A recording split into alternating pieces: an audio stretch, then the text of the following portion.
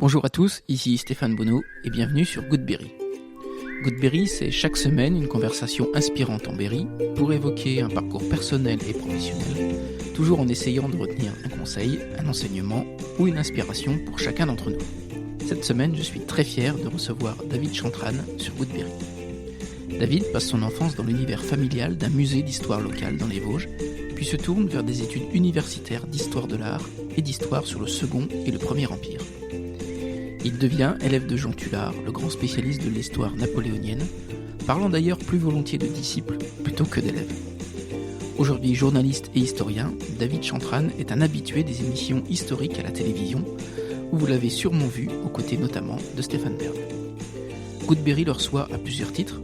David est le nouveau directeur du musée napoléonien de Châteauroux, le musée Bertrand, et il est aussi l'un des meilleurs spécialistes de Napoléon Bonaparte en cette année du bicentenaire de la mort de l'empereur.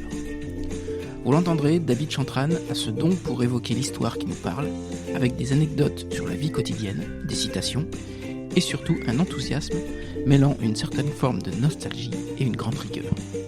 Malgré un emploi du temps très chargé en cette période de bicentenaire, David n'a pas hésité à répondre favorablement à mon invitation, me proposant même de réaliser l'interview devant la célèbre volière de Napoléon du musée Bertrand. Ce fut un honneur pour un amoureux de l'histoire comme moi. Nous avons évoqué entre autres le rôle de l'historien, le publicitaire Napoléon, le pont des arts, la numérotation des rues, la BD, le champagne Veuve Clicquot, et bien sûr le général Bertrand, le fidèle des fidèles de l'empereur et figure de Châteauroux. Allez, je vous embarque à la rencontre de l'excellent David Chantran et par conséquent à la rencontre de l'empereur et du général Bertrand. Vive Goodberry! Bienvenue David sur Goodberry. Merci. Je suis ravi de vous accueillir sur le podcast. Si vous voulez bien, on va revenir sur votre parcours. J'avais une première question. Vous êtes historien et historien de l'art. Historien de l'art, c'est une spécialisation ? Non, c'est pas une spécialisation. En fait, ce sont deux formations différentes. Je les ai faites toutes les deux à Strasbourg à l'époque. Je parle des années 92-96. Et je les ai faites en parallèle. Alors, il y a effectivement une matière qui était en commun pour les deux. Mais le reste du temps, effectivement, ce sont deux formations différentes. Alors, pour dire simplement les choses, historien, c'est l'étude, évidemment, des archives, des documents qui constituent toute la vie quotidienne du temps passé, alors que l'historien de l'art se consacre essentiellement aux œuvres d'art, comme son nom l'indique, à la fois tableaux, peintures, gravures, sculptures, enfin tous les arts, de quelque manière que ce soit. D'accord. Et comme historien, vous êtes spécialiste de la Révolution, du Directoire et du Premier Empire. Votre intérêt pour l'histoire de l'art concerne les mêmes périodes ? Pas forcément. D'ailleurs, je me suis occupé précédemment d'un autre musée qui est le musée Napoléon, donc forcément là on se dit il est spécialisé, mais j'ai également été en charge de la maison Renoir, qui est à proximité justement du musée Napoléon de Brienne, et donc ce qui explique que je m'intéresse en fait à l'histoire de l'art des années 1750, pour faire simple, jusqu'aux années 1900. Donc c'est beaucoup plus large. Pour l'histoire, c'est un peu la même chose d'ailleurs. On parle toujours de Napoléon Ier, mais on va peut-être en parler, des Vosges, et en particulier, ce qui m'intéressait au début, c'était surtout le Second Empire. Et comme ça, je m'intéresse aussi à la période qui a suivi et qui nous conduit jusqu'en 1870. D'accord. Et pourquoi ces périodes, qui sont assez courtes d'ailleurs ? Alors pourquoi ces périodes ? Tout simplement parce que les origines familiales et le lieu de ma naissance. Alors je suis né à Épinal. Alors, je ne suis pas sage comme une image d'Épinal, ça, il ne faut pas croire. Mais c'est surtout parce que maman s'est occupée du musée d'histoire locale à Plombières-les-Bains, qui était la ville thermale où Joséphine, donc l'épouse de Napoléon Ier, et puis son petit-fils, Napoléon III, sont venus en cure. Et dans le musée, il y avait un certain nombre d'objets et de tableaux qui évoquaient ces périodes-là. Et donc, je me suis intéressé par la force des choses, pas par atavisme, mais tout simplement parce que je baignais dedans tout petit. Et donc, les années 1750 jusqu'à 1870, à la chute de Napoléon III, m'ont passionné et j'en ai fait mon métier. D'accord. Donc, c'est dès l'enfance que vous vous intéressiez à l'histoire ? Oui, dès l'enfance, enfin depuis la tendre jeunesse. Je me suis toujours passionné pour les temps anciens. Mes grands-pères aussi me racontaient leur guerre, comment ils se passionnaient aussi pour la littérature. J'avais un grand-père qui se souvenait par cœur des poèmes de Victor Hugo et ça me passionnait. Donc à partir de ça, je me suis aussi intéressé au cinéma des années 30, etc. J'ai fait une biographie par exemple sur Marcel Carné, ce qui n'a rien à voir. Mais voilà, je suis très passionné à la fois. Je suis passionné par l'histoire de l'art, le cinéma et plus largement tous les éléments un peu, j'allais dire presque nostalgiques qui peuvent nous toucher les uns et les autres. D'accord. Alors, pour parler un peu de moi, moi j'ai un intérêt pour l'histoire qui s'est développé avec mon père qui m'a emmené moi sur les plages du débarquement, Mont-Saint-Michel ou à Chambord. Vous avez vous aussi des Madeleines de Proust historiques comme ça? Oui, et ça va peut-être pas vous surprendre, mais c'est des lieux qui étaient aussi liés à ma jeunesse. En particulier, la place Stanislas à Nancy m'a beaucoup impressionné enfant. Enfin, c'était un lieu assez impressionnant parce que les grilles royales, enfin à l'époque ducale, hein, mais ces grilles qui racontaient cette histoire d'un duc de Lorraine, ancien roi de Pologne. Ça me fascinait, et justement comme il était venu aussi à Plombières-les-Bains, voilà, je faisais un petit peu les parallèles, et voilà, ce sont des lieux qui nous marquent. Donc la ville de Plombières-les-Bains, donc toujours pour la cité thermale, et puis d'autres lieux qui ont été marquantes, en particulier en Lorraine, Verdun. Quand on a vu Verdun ou Douaumont, ça vous marque éternellement. Ce drame et ces horreurs de cette Première Guerre mondiale sont très largement partagés par les Lorrains eux-mêmes, parce qu'ils ont souffert évidemment au premier rang pendant ce conflit. Quand on est attiré par l'histoire, souvent on souhaite être prof d'histoire. Ça a été le cas pour vous aussi? Je le suis un peu parce que je donne des cours à Paris-Sorbonne. Donc je participe depuis plus de 10 ans à un séminaire sur l'histoire de la presse. D'accord. Donc qui me permet justement de garder un pied avec les étudiants, de voir un peu les évolutions historiques, ce qui est toujours intéressant. Et parallèlement, je donne également des TD, voilà, les travaux dirigés à la fac, cette fois-ci non pas d'histoire mais de droit de Paris-Est, sur l'histoire des États européens de 1750, on y revient, à 1870, et en particulier l'unité italienne, l'unité allemande. Donc voilà, je brosse plus largement l'histoire à travers ces deux enseignements. Vous avez eu des historiens ou des mentors qui vous ont marqué? Oui, bien sûr. Je cite toujours les deux qui sont les principaux. À la fois, pour ma formation de journaliste, c'est Jacques Jourquin, qui était l'ancien directeur de Historia et Talendier, et qui m'a formé à mon métier. Et puis l'autre, bien entendu, pour ce qui est de l'histoire napoléonienne, c'est Jean Tullard. J'étais son élève, ce qui n'existe plus aujourd'hui, le DEA, ce qui est aujourd'hui le Master 2. J'étais son élève et je suis surtout son disciple. Donc je garde un attachement et on se voit régulièrement et je participe parfois à ses côtés, ce qui me fait vraiment beaucoup à la fois plaisir et puis d'honneur d'être à ses côtés, à des conférences, des croisières, des colloques. Donc voilà, ces deux mentors comptent beaucoup aussi dans mon parcours. Ouais. Quels sont les enseignements qui vous ont le plus marqué sur le métier d'historien? De se méfier de tout, de jamais venir avec des a priori, de ne pas imposer ses propres idées, de rester assez neutre, même si parfois la passion peut parfois vous emporter, mais rester le plus neutre possible et ne présenter les sujets qu'avec un certain détachement. Alors c'est pas toujours évident, hein, mais c'est le rôle justement de l'historien. Il n'est pas là pour juger, pour apporter des valeurs à tout cela. Il est tout simplement là pour transmettre des informations à destination à la fois d'un public spécialisé universitaire ou plus largement le grand public, comme on peut le faire avec des émissions de télévision, de radio. Est-ce qu'il y a encore des choses à découvrir sur la Révolution, le Directoire, le Premier Empire? Énormément. Oui. Énormément parce que, comme je vous le disais, l'histoire, ça n'est pas uniquement que la grande histoire, c'est-à-dire les grands personnages, les grands moments, les grands événements. L'histoire se niche partout. J'étais donc étudiant à Strasbourg et donc la formation était liée à ce qu'on appelle l'école des annales de Lucien Febvre et Marc Bloch. Et dans cet esprit-là, il était toujours indiqué que l'histoire, elle est là où se trouve l'homme.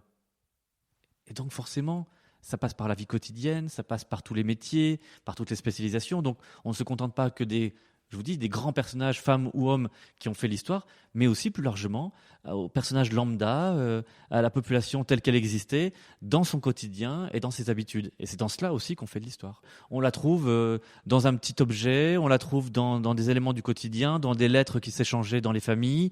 Donc forcément, ça ne va pas forcément changer le caractère général de cette histoire, mais ça nous apporte des éléments de pièces d'un puzzle qui se constituent au fil du temps, et plus on avance dans la recherche, plus on se rend compte que le puzzle, les pièces sont de plus en plus petites. Et c'est justement l'intérêt, c'est d'aller au cœur des éléments pour découvrir, à la fois dans les archives privées, dans les objets qui sont conservés encore dans les familles, des éléments qui peuvent parfois constituer la petite pierre qui manquait à l'édifice. Et vous diriez qu'il y a de plus en plus d'intérêt pour l'histoire, pour le grand public ? Oui, oui. Pourquoi ? Parce que tout d'abord, il y a les échanges entre les passionnés, qui auparavant ne passaient que par l'intermédiaire de journaux, de magazines. Maintenant, avec les sites internet, avec les bourses qui se multiplient, le fait d'avoir aussi des sites spécialisés, ça permet d'échanger beaucoup plus rapidement. Il y a aussi des émissions de télévision, Affaires conclues pour n'en citer qu'une, pour ce qui est des œuvres d'art, mais plus largement des émissions plus grand public d'histoire comme Secret d'Histoire, L'ombre d'un doute de Stéphane Bern ou Franck Ferrand ou tant d'autres, permettent justement, avec des chaînes spécialisées comme Histoire TV par exemple, d'aller plus au cœur des choses. Et puis régulièrement, eh bien, les chaînes hertziennes, habituelles de la TNT avec Arte, France Télévisions, TF1, toutes font une part à l'histoire, ce qui montre bien que l'histoire nous constitue et nous apporte. L'histoire, ça n'est pas le passé, en réalité.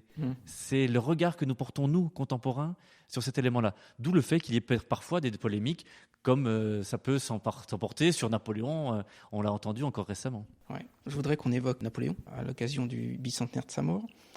D'après vous, est-ce que Napoléon serait Napoléon sans Sainte-Hélène ? Non. Non, évidemment que non. D'ailleurs, lui-même le dit. Lorsqu'il arrive à Sainte-Hélène, il se rend compte qu'effectivement cet exil qui sera le dernier va devenir pour lui l'élément qui manquait à son destin hors du commun. Je m'explique. Il a quitté la Corse quasiment définitivement en 1793, sans mission, sans bien, chassé par les tenants des paolistes, c'est-à-dire les tenants du général Paoli qui était volontairement pour l'indépendance. Donc il quitte cette île avec sa famille et il n'a plus rien. 11 ans après, il devient empereur de tout l'Occident, de toute l'Europe occidentale, l'équivalent de Charlemagne. Et 11 ans encore après, il a tout perdu. Et c'est ce destin fabuleux qui explique à la fois l'épopée, mais sans Sainte-Hélène, on ne serait peut-être pas là aujourd'hui à en parler, parce que, justement, il le dit quand il arrive à Sainte-Hélène, il le dit au grand maréchal Bertrand, il lui dit « Sainte-Hélène me dépouille de ma peau de tyran ». C'est-à-dire que l'image qu'il avait laissée, c'était la conscription, c'était des guerres incessantes, c'était une ambition dévorante. Et avec Sainte-Hélène, il reprend le fil de sa vie et de son destin, il lit de nouveau, prend le temps de réfléchir, donne des instructions pour les successeurs et les héritiers qui prendront la suite. Et sans le mémorial de Sainte-Hélène, sans les carnets de Bertrand, sans tous ces textes qui ont été parus, et surtout les images que nous en avons, eh bien Napoléon, il fallait qu'il passe par ça. Et il le dira aussi. Il dira lui-même dans ses souvenirs, Napoléon, dans les textes qu'il dicte, il manquait à ma panoplie la couronne d'épines. Et c'est le moderne Ponce Pilate Hudson Law, donc son gouverneur de l'île de Sainte-Hélène, qui lui a apporté. En fait, il devient martyr, et en étant martyr, eh bien, il gagne cette popularité et cette légende dorée qui s'empare de lui, alors qu'auparavant, c'était plutôt la légende noire avant la mort de Napoléon en 1821. Mais pour un militaire, est-ce que ça aurait pas eu plus de panache de mourir à Waterloo au milieu des grognards ? Mais il l'a voulu, il l'a cherché. Il a voulu mourir sur le champ de bataille. Il faut se rappeler qu'en 1812, déjà à Moscou, il a failli mourir par l'incendie de la ville. On l'exfiltre rapidement du Kremlin et il en garde quelques cheveux brûlés et puis sa redingote qui est entièrement noircie. En 1814, lors de la campagne de France, il tire lui-même le canon à la bataille de Montereau. Je vous rappelle qu'il était artilleur de formation. Eh bien, il reprend le canon en montrant non seulement l'exemple, mais en disant à ses compagnons, rassurez-vous, et à ses lieutenants à ses côtés, rassurez-vous, le boulet qui doit me faire mourir n'est pas encore fondu.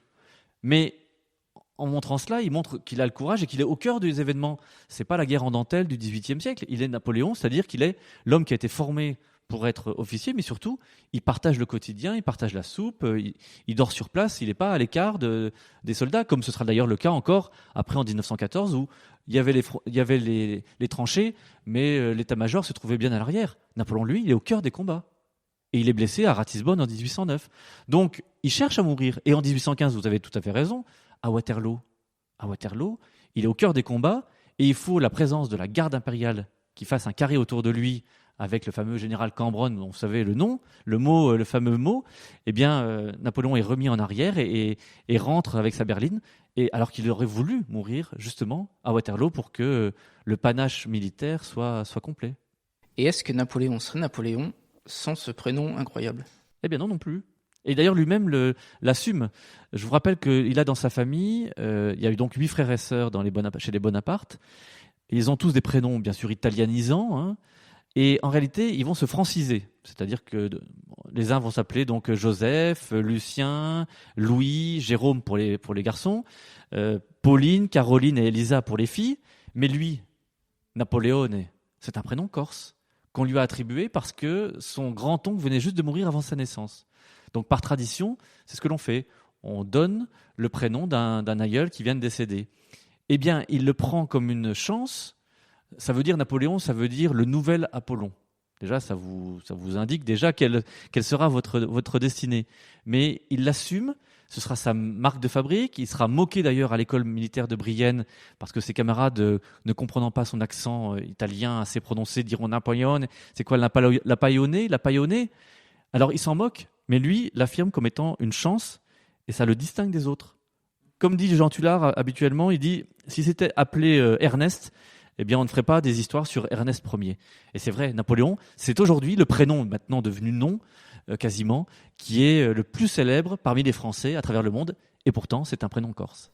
Quelle campagne préférez-vous personnellement ? L'Égypte, l'Italie, la Russie, campagne de France ? On ne peut pas aimer une campagne militaire, mais j'allais presque vous dire que celle qui est la plus intéressante à tout point de vue, c'est la campagne d'Égypte. La campagne d'Égypte, ça n'est pas forcément une victoire sur tous les tableaux. D'ailleurs, Bonaparte le savait, il l'a reconnu même en tant que Napoléon ensuite à Sainte-Hélène, lorsqu'il dicte à Bertrand, à Montholon, à Gourgaud, puis même parfois à Lascaz sur ces sujets-là, il le reconnaît. Il y a quand même la tâche indélébile de ce qui s'est passé à Jaffa. Mais tout de même, l'intérêt de cette campagne militaire, c'est qu'elle se double d'une expédition scientifique. Napoléon part avec 167 savants, parce que lui-même fait partie de l'Institut. Il a été élu en tant que mathématicien, donc à la section de mathématiques, et il part avec 167 de ses condisciples pour une campagne militaire bien sûr, mais surtout une expédition scientifique pour redécouvrir les trésors des pharaons, redécouvrir également les trésors de la vie quotidienne avec des dessinateurs, avec des personnes qui vont étudier la faune, la flore, les archéologies, enfin tout ce qui peut constituer l'histoire passée ou présente de l'Égypte. Et donc l'égyptologie, l'égyptomanie avec la découverte des hiéroglyphes date de cette époque. Et pour moi, ça constitue la plus belle parce que Napoléon, même quand il arrive à Sainte-Hélène, il le dit. Quand il voit Sainte-Hélène, ce rocher basalte noir, il dit « J'aurais mieux fait de rester en Égypte, je serais aujourd'hui empereur de tout l'Orient. » Et est-ce que la campagne d'Égypte, c'est pas aussi une campagne de pub pour Bonaparte ? Alors oui, c'est une campagne de publicité.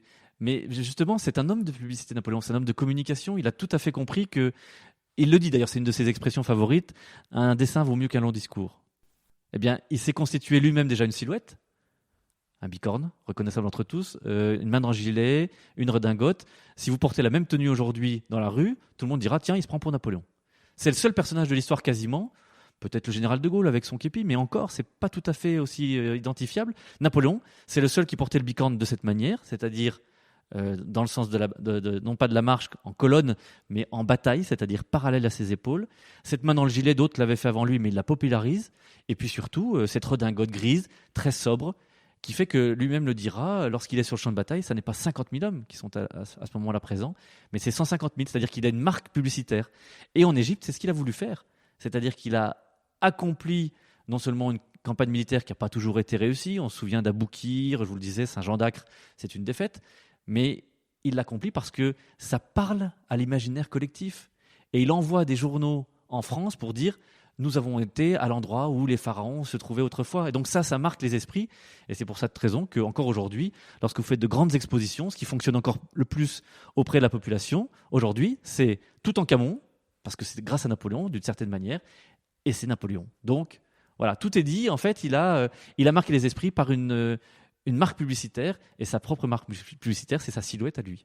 Et ces trois symboles que sont le bicorne, la main dans le gilet et la redingote, ils sont sciemment créés par l'empereur, ou est-ce que ce sont les décennies qui ont façonné ces symboles ? Non, il les a volontairement choisis comme ça, c'est-à-dire que auparavant, les bicornes étaient portés avec beaucoup d'attributs, des plumets, des décorations, des ganses, etc., avec beaucoup de dorures et autres. Lui, Napoléon choisit l'inverse, c'est-à-dire qu'il décide dès le départ d'être dans la sobriété.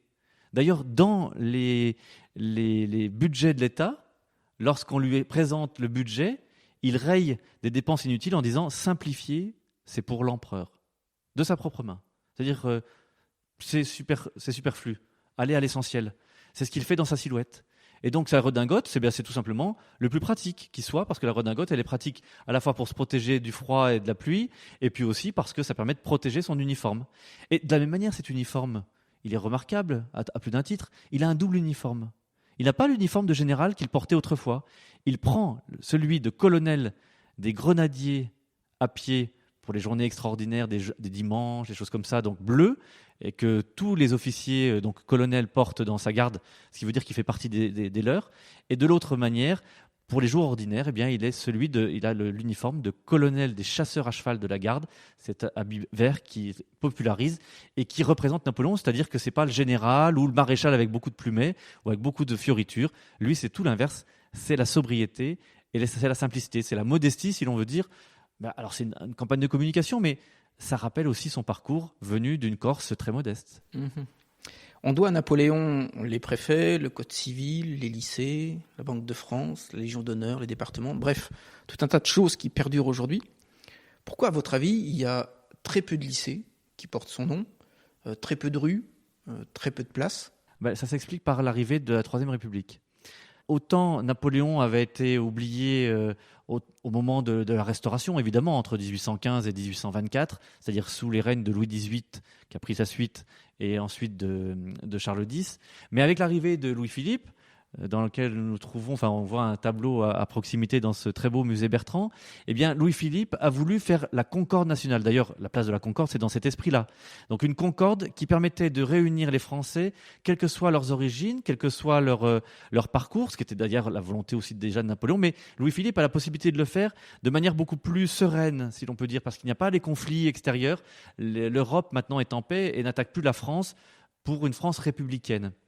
Mais en faisant reconstruire et achever l'Arc de Triomphe voulu par Napoléon, en faisant revenir les cendres de Napoléon en 1840, en achevant même la galerie des batailles à Versailles, Louis-Philippe entame un processus et donc Napoléon revient aux affaires, si l'on peut dire. On retrouve des places, des rues Napoléon. Ça va être encore plus le cas sous le Second Empire. Mais comme je vous le disais, la Troisième République veut effacer à la fois le souvenir de Napoléon Ier, mais aussi de celui qui l'a précédé, de celui qui l'a précédé, donc Napoléon III.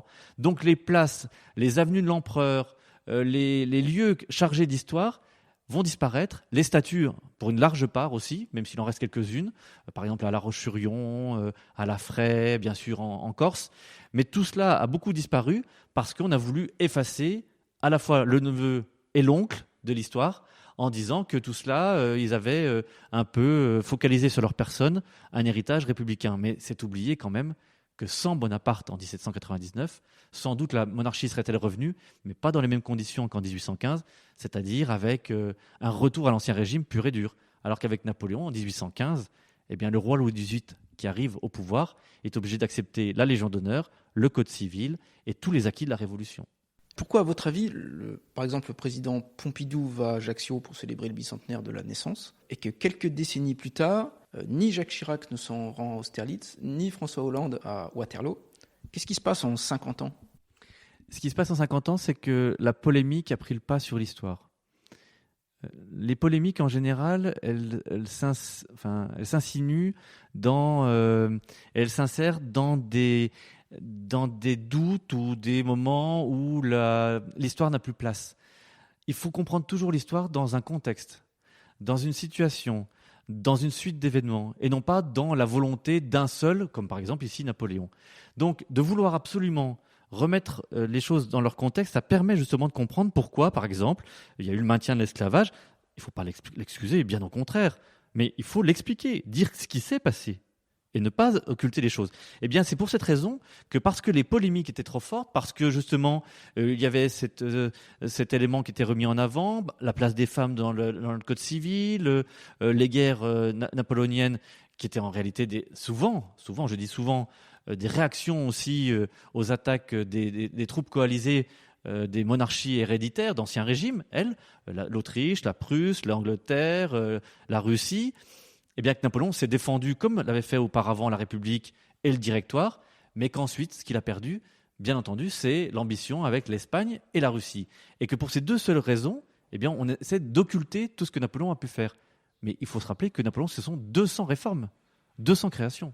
Mais par contre, on a des lycées ou des collèges Jules Ferry qui étaient connus comme colonisateurs. Il y a aussi des avenues avec des maréchaux généraux qui ont envoyé des soldats comme chair à canon pour la Première Guerre mondiale. Je pense à Joffre, Nivelle. Pourtant, ces noms-là, on les a gardés. Oui, parce qu'on a oublié qu'en réalité, Napoléon, c'est l'empereur de la République française. On a toujours tendance à l'oublier parce que on considère qu'à partir du consulat et de l'Empire, c'est la fin de la République, la Première République. En réalité, non. La Constitution de l'an 12 dit la République française est confiée à un empereur qui prend le titre de Napoléon Ier, qui prend le titre d'empereur des Français. Et donc d'essayer d'oublier, d'occulter, c'est l'effet inverse. Vous avez tout à fait raison quand vous dites qu'on a envoyé des enfants comme chair à canon pour une cause qui n'était pas forcément toujours la bonne. Même s'il fallait défendre le territoire, c'est exactement ce qui s'est passé sous Napoléon. On n'aurait pas occulté 1789. On ne l'a pas fait d'ailleurs, et à juste titre. Personne n'aurait l'idée de dire Valmy, ça n'a pas existé. Pourtant, c'était la défense du territoire. Qu'est-ce qui peut mettre de côté la campagne de France de 1814? C'est la même chose. Ensuite, il y aura l'occupation des troupes russes, prussiennes. C'est exactement la même chose que 1870, que 1914, au début de la guerre, ou que 1940. Donc Napoléon, finalement, c'est un enfant de l'héritage républicain. Et à ce titre, il me semble qu'il soit très bon, et même qu'il est très bon, de rappeler à la fois son parcours et de dire également que c'est justement l'un de ses enfants de la Révolution.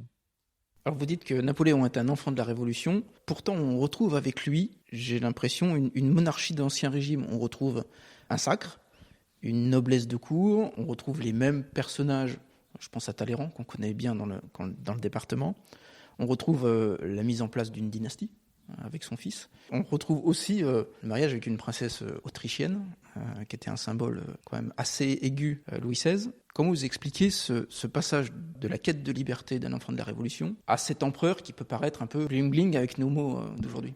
En réalité, il a voulu justement retrouver les formes de la monarchie. Pour quelle raison? Parce qu'il se rendait compte que la République ne serait jamais acceptée par les monarchies héréditaires aux alentours. Donc en gardant les acquis de la Révolution, le Code civil en particulier, qu'il a placé sous les fonds baptismaux, mais également l'ensemble des éléments, la liberté, l'égalité, la fraternité qu'il apporte en Europe, il se dit que pour que ça soit mieux accepté, il faut reprendre les formes monarchiques. Mais il ne s'inspire pas justement des Capétiens, il ne s'inspire pas non plus des Bourbons.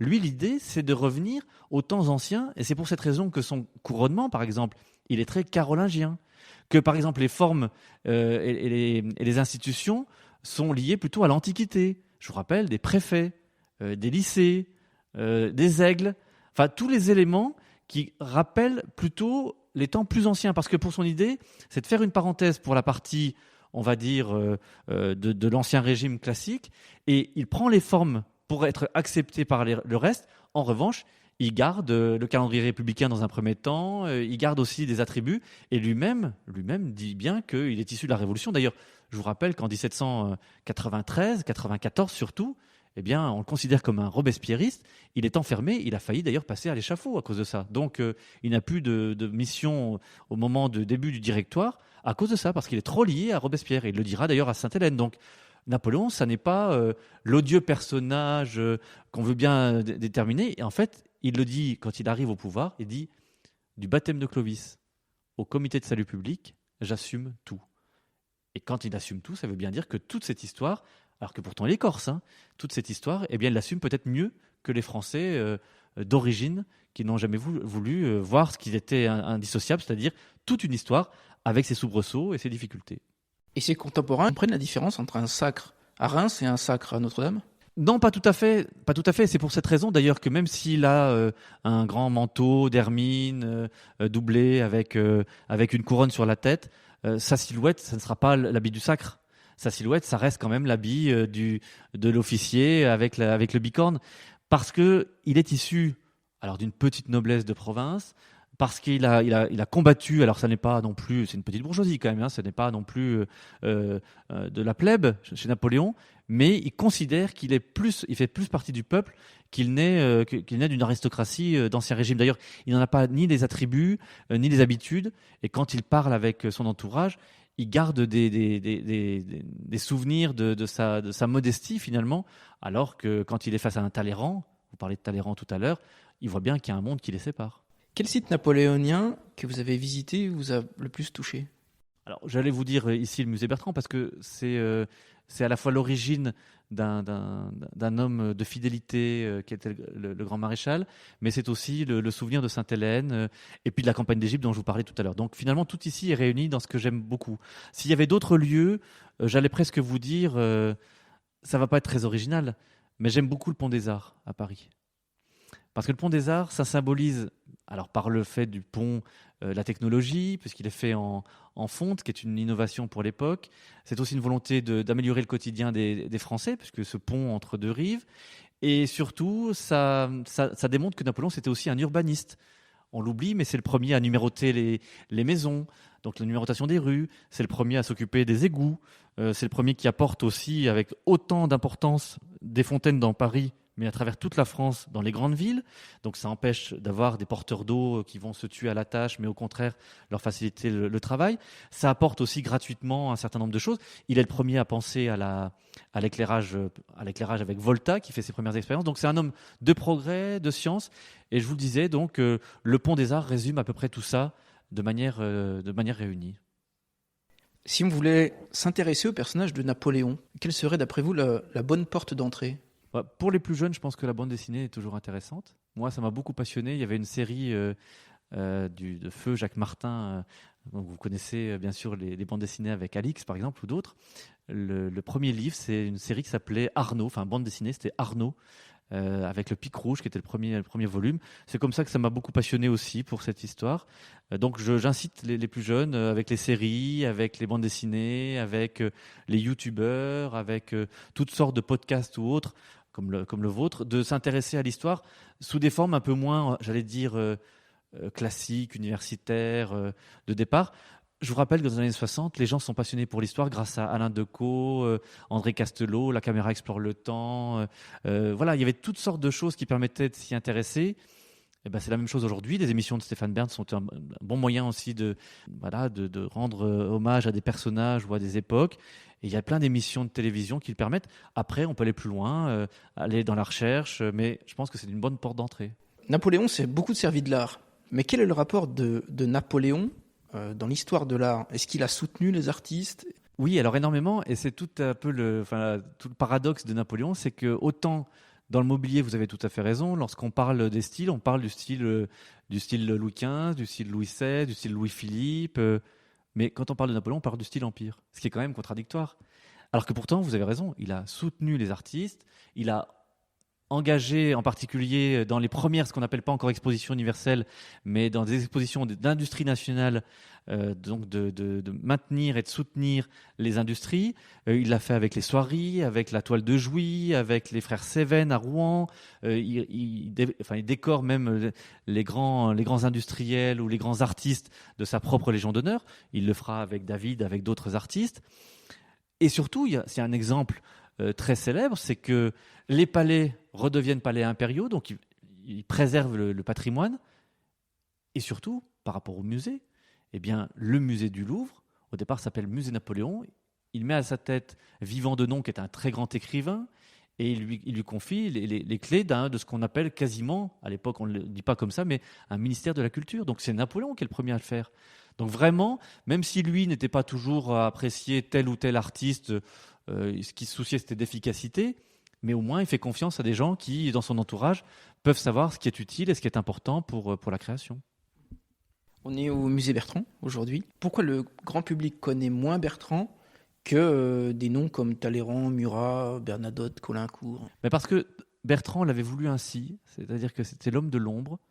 Je vous rappelle qu'il était grand maréchal du palais, c'est-à-dire que depuis 1813, lorsqu'il a pris ses fonctions à la suite de Duroc qui était décédé sur le champ de bataille, Bertrand a voulu servir.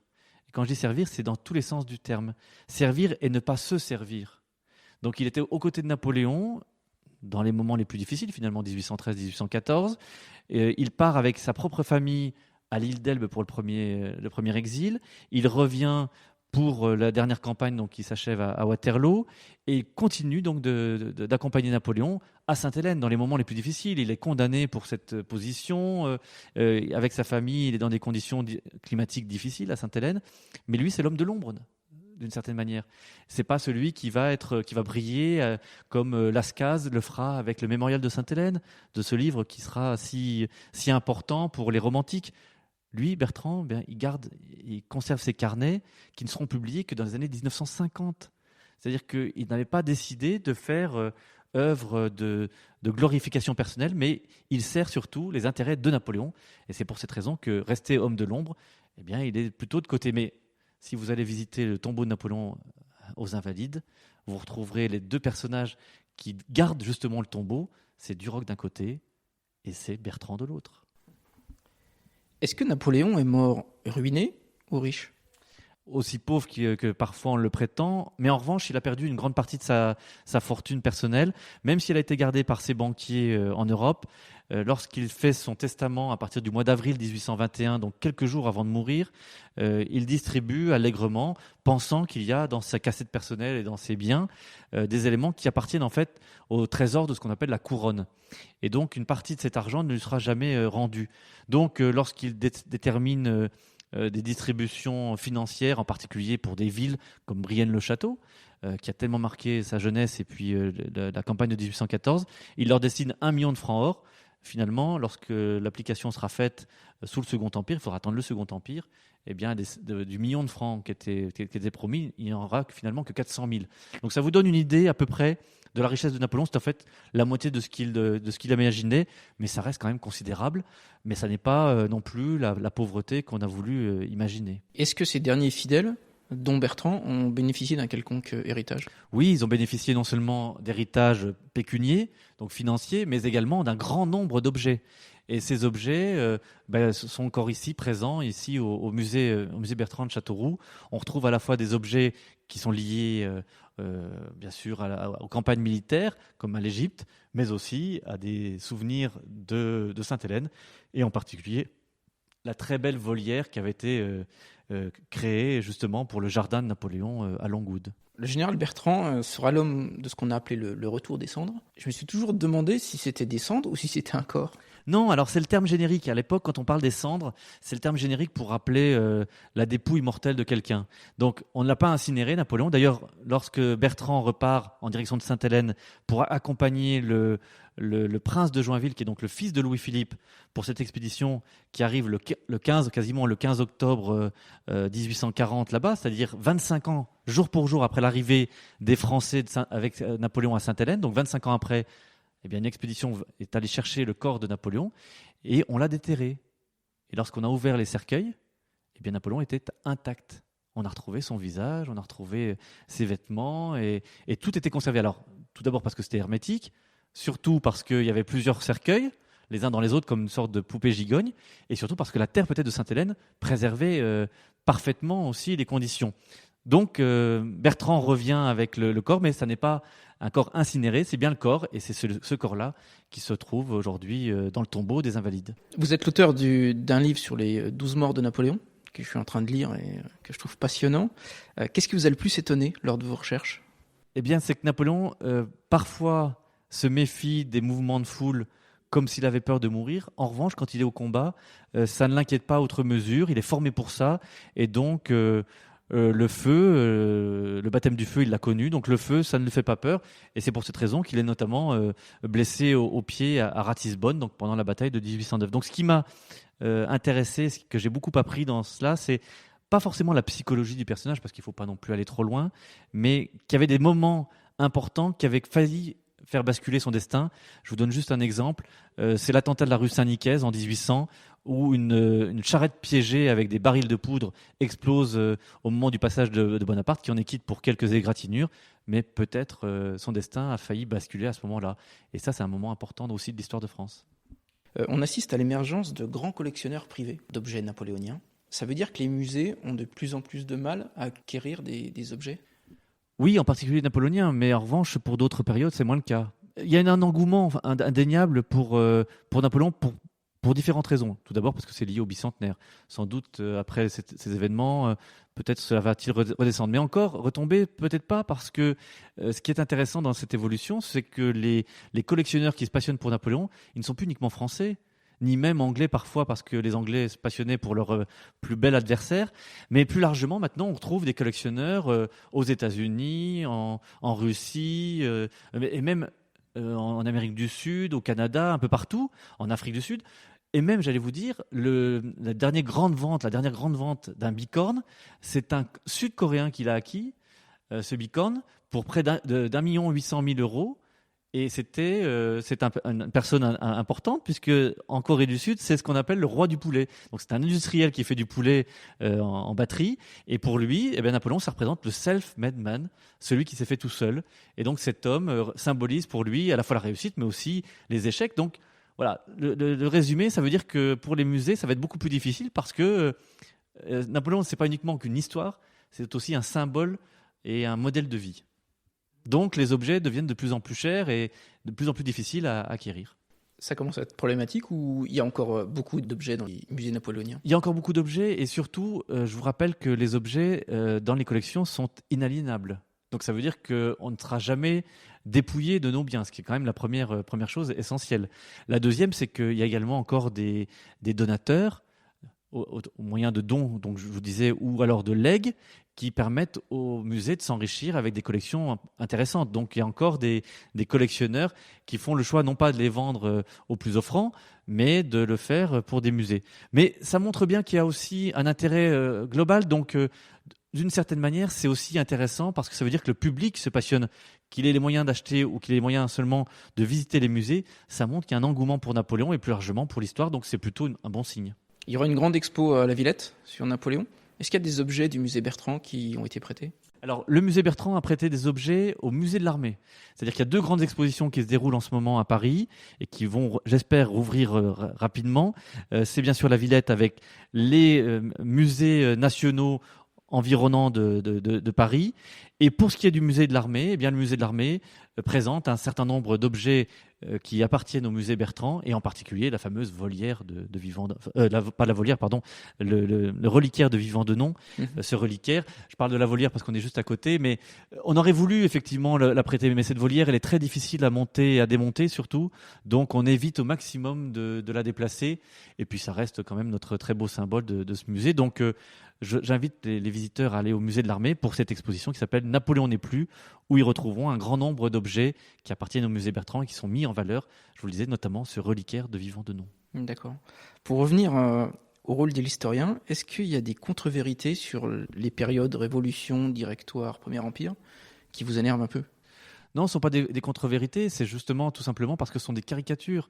C'est-à-dire qu'on va à l'essentiel en se disant on jette en pâture un événement. Je vous rappelais tout à l'heure le maintien de l'esclavage dans les colonies, la place des femmes dans la société, mais on ne voit pas dans quel contexte ça se situait, que l'esclavage était partout, malheureusement, que la femme n'avait aucun droit, alors qu'en revanche, dans le Code civil, ça c'est un élément qu'il faut quand même rétablir, c'est que Napoléon, tout d'abord en 1815, pour ce qui est de l'esclavage, il met fin à la traite négrière le 29 mars 1815, donc ça, personne n'en parle jamais. Et la deuxième chose, je vous le disais, pour la place des femmes, lorsque la femme devient veuve alors qu'elle a été mariée, elle possède l'ensemble des propriétés, elle peut les transmettre à ses héritiers. Et je vous donne juste un exemple. Vous avez sans doute bu peut-être du champagne Veuve Clicquot, ça date de cette époque. La veuve de Clicquot a repris l'institution, a repris la société, elle a continué l'œuvre de son mari. Elle était elle-même la directrice, la présidente de sa société, et c'est au Code civil qu'elle le devait, alors qu'auparavant, la femme n'était uniquement que mineure et mise de côté. Donc Napoléon avait prévu ce genre de choses. Et je vous donne juste un exemple, c'est que même pour le divorce, il avait prévu un certain nombre de choses. Et bien pour le divorce, sa situation à lui a été rendue difficile parce qu'il avait voulu divorcer avec Joséphine qui avait dépassé l'âge de 45 ans. Il était prévu dans le Code civil que les femmes de plus de 45 ans ne pouvaient divorcer, ne pouvaient donc mises de côté par leur mari. Donc Napoléon a demandé à Joséphine de renoncer à leur mariage et non pas de divorcer parce que c'était impossible par le Code civil. Donc même lui respectait la loi. Pour finir, j'ai quelques dernières petites questions hyper rapides, donc vous pouvez répondre rapidement ou développer. Vous êtes chez vous. Vous êtes plutôt Bonaparte ou Napoléon ? Je ne suis ni l'un ni l'autre, c'est un sujet d'étude et c'est là la difficulté que j'essaie d'expliquer, c'est qu'il faut rester avec de la distance, qu'on admire des personnages, qu'on s'intéresse à tel ou tel, c'est possible, mais là lorsqu'on est historien et responsable d'un musée, on doit justement avoir de la distance et avoir du recul, c'est ce que j'essaie de faire le plus possible. D'accord. Qu'est-ce qui vous touche le plus, Austerlitz ou Waterloo ? Ce qui me touche le plus, parce que je reste un citoyen, c'est admirable de se retrouver avec des armées à Austerlitz et faire autant de choses. Mais ce qui me touche plus, évidemment, c'est forcément Waterloo. Waterloo, parce que Waterloo, ça reste quand même l'épopée ultime. Et peut-être sans Waterloo, n'y a-t-il pas ni Victor Hugo pour Les Misérables, ni l'Expiation. Et ça manque peut-être, justement, comme le disait Napoléon, à sa panoplie. Joséphine ou Marie-Louise d'Autriche ? Joséphine. Ouais. Joséphine, parce que même Napoléon lui-même le dit, c'était sa bonne étoile. Et sans Joséphine, il ne serait pas arrivé là où il était. C'est elle qui l'a introduit dans les différents salons, qui lui permet aussi d'être lié à un certain nombre de gens influents. Et sans Joséphine, Bonaparte n'aurait pas eu peut-être sa première mission à la campagne d'Italie, et ça ne serait pas devenu ce que nous connaissons aujourd'hui. D'accord. Colonne Vendôme ou Arc de Triomphe ? L'Arc de Triomphe, effectivement, impressionne souvent, mais j'ai un petit faible pour la colonne Vendôme parce que c'est l'histoire d'Austerlitz, c'est le bronze des canons, c'est l'histoire de 1871 avec la Commune. Ça symbolise plus largement que Napoléon notre histoire. L'Arc de Triomphe, évidemment, avec le soldat inconnu, il appartient à tous les Français, mais pour le côté plus napoléonien, j'allais dire que la colonne Vendôme est plus symbolique encore. D'accord, merci beaucoup. Le podcast s'appelle Goodberry. J'ai toujours la même dernière question, David. Alors, même si vous venez d'arriver chez nous, quel est, selon vous, l'endroit que vous préférez ? J'aime beaucoup Valençay. D'accord. Pas uniquement parce que c'est Talleyrand, mais je trouve que ce château,